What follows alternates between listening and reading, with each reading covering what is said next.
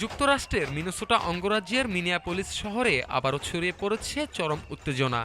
শনিবার রাতে immigration and customs enforcement বা আইসিওর বিরোধী বিক্ষোভকারীদের সঙ্গে দাঙ্গা পুলিশের সংঘর্ষে পুরো এলাকা রণক্ষেত্রে পরিণত হয়। দ্বিতীয়বারের মতো আইসিও কর্মকর্তাদের গুলিতে একজনের মৃত্যুর পর এই সহিংস বিক্ষোভ শুরু হয়। ঘটনাস্থলের ভিডিওতে দেখা যায় বেশ কয়েকজন বিক্ষোভকারী হোম টু সোর্স নামের একটি হোটেলের সামনে জড়ো হয়ে উচ্চ শব্দে প্রতিবাদ জানাচ্ছে। বিক্ষোভকারীদের ধারণা, এই হোটেলেই অবস্থান করছিল ফেডারেল এজেন্টরা।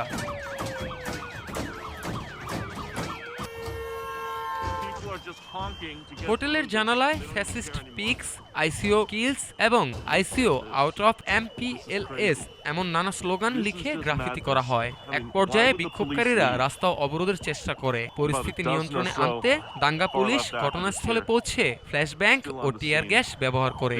এ সময় একাধিক বিক্ষোভকারীকে আটক করা হয়। এই বিক্ষোভের সূত্রপাত ৩৭ বছর বয়সী মেডিকেল কর্মী অ্যালেক্স প্রোট্টির মৃত্যুকে কেন্দ্র করে। মার্কিন ডিপার্টমেন্ট অফ হোমল্যান্ড সিকিউরিটি জানান, পেট্রি একটি হ্যান্ডগান নিয়ে বর্ডার পেট্রোল এজেন্টের কাছে যান এবং তাকে নিরস্ত্র করার চেষ্টা করলে তিনি সহিংসভাবে প্রতিরোধ করেন। এরপর আত্মরক্ষার্থে একজন এজেন্ট গুলি চালান বলে দাবি করে সংস্থাটি। তবে মিনেসোটা অঙ্গরাজ্যের গভর্নর টিম ওয়াল্টস এই ঘটনাকে ভয়াবহ ও নিন্দনীয় বলে আখ্যা দেন।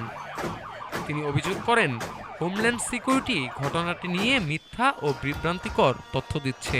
গভর্নর ওয়াল্টস মিনেসোটা থেকে ফেডারেল এজেন্ট প্রত্যাহারের দাবি জানান এবং বলেন এই ঘটনার বিচার হবে অঙ্গরাজ্যের আইনি ব্যবস্থার মাধ্যমে। পরিস্থিতি নিয়ন্ত্রণে রাখতে governor Walz Minnesota National Guard মোতায়েন করেছেন এবং তদন্তের দায়িত্ব রাজ্য কর্তৃপক্ষকে দেওয়ার আহ্বান জানান। তবে ডিপার্টমেন্ট অফ হোমল্যান্ড সিকিউরিটি এই ঘটনার স্থান ও আলামতের নিয়ন্ত্রণ নিজেদের হাতে রেখেছে। এদিকে মার্কিন প্রেসিডেন্ট ডোনাল্ড ট্রাম্প নিজের সামাজিক যোগাযোগ মাধ্যম ট্রুথ সোশ্যালে পেট্রির হাতে থাকা বলে দাবি করে অস্ত্রের ছবি পোস্ট করেন। ট্রাম্প অভিযোগ করেন, গভর্নর টিম ওয়ালস ও মিনিয়াপোলিসের মেয়র উস্কানিমূলক বক্তব্য দিয়ে এই ধরনের বিদ্রোহ উস্কে দিচ্ছে। তিনি লিখেন, এসব ঘটনার আড়ালে বড় ধরনের ঘটনা, আত্মসাৎ ও দুর্নীতি লুকানো আছে এবং আইসিও কর্মকর্তাদের নিজেদের কাজ করতে দেওয়া উচিত বলে মনে করেন তিনি।